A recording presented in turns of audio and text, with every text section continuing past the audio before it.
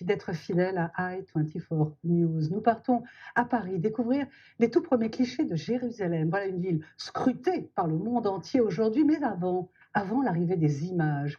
La ville sainte était un pur fantasme nourri par les textes religieux, nourri par les récits historiques et l'iconographie des croisades. Et quand au 19e siècle, les premières photos sont apparues, le regard des Occidentaux sur la ville a radicalement changé. Ces premières photos sont actuellement exposées à Paris. Reportage Fabienne Lissac, Alicia Arpaia avec Laura Zacharie.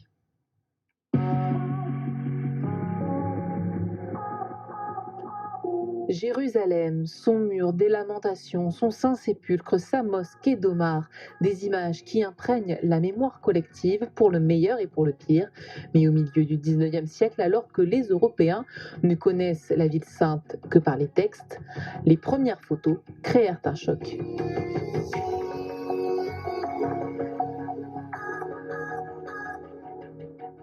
Un choc que Patricia Lévy fait revivre dans sa galerie parisienne avec l'exposition de plusieurs clichés signés Auguste Salzmann et Félix Bonfils. Deux photographes français, deux pionniers qui font découvrir aux Occidentaux Jérusalem telle qu'elle est vraiment, dans toute sa splendeur et sa complexité. Quelle que soit la croyance et le motif de la visite de Jérusalem, je crois que tous les gens que j'ai rencontrés me disent quand on est à Jérusalem, on ressent quelque chose de particulier, il y a une forme de magie. Et Salzmann a capturé cette magie.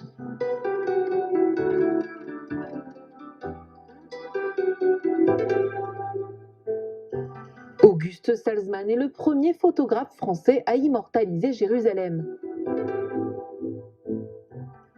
Ce peintre aventurier prend la suite d'autres pionniers, notamment Maxime Ducamp qui s'intéressait lui avant tout à l'Égypte et le secret de ses pyramides.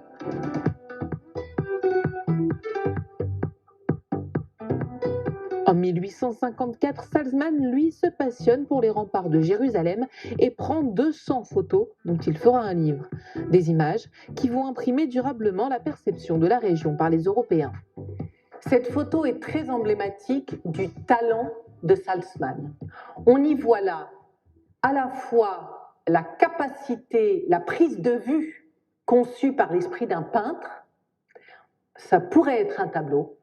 On y voit sa manière de traiter l'image de manière un peu pictorialiste, qui laisse une petite part de rêve, et enfin une capacité à capturer la lumière d'Orient qui met en relief l'ensemble des détails architecturaux qui étaient le but de sa mission.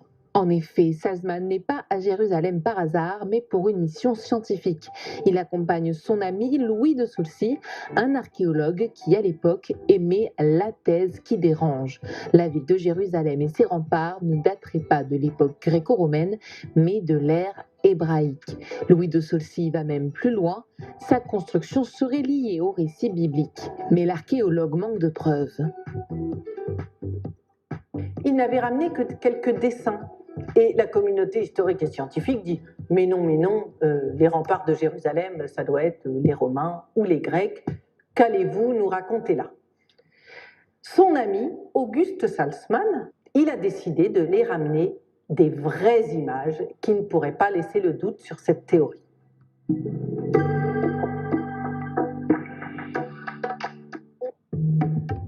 L'autre photographe emblématique de Jérusalem, c'est Félix Bonfils. Ce Français est alors très populaire dans la seconde moitié du 19e siècle et il est l'un des premiers à ouvrir son propre studio dans la région.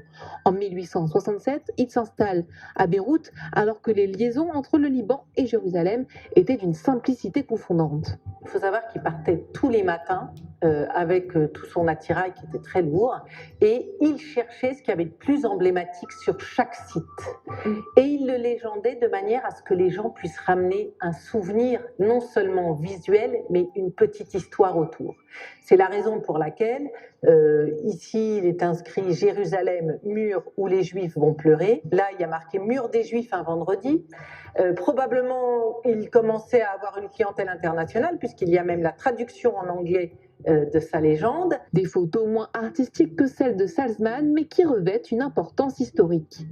qu'on pourrait qualifier mon fils de reporter. Il a une manière de photographier excessivement crue. Il ne cherche pas à mettre des effets artistiques dans ses photos, il cherche à reproduire la réalité pour que les gens aient un souvenir unifié.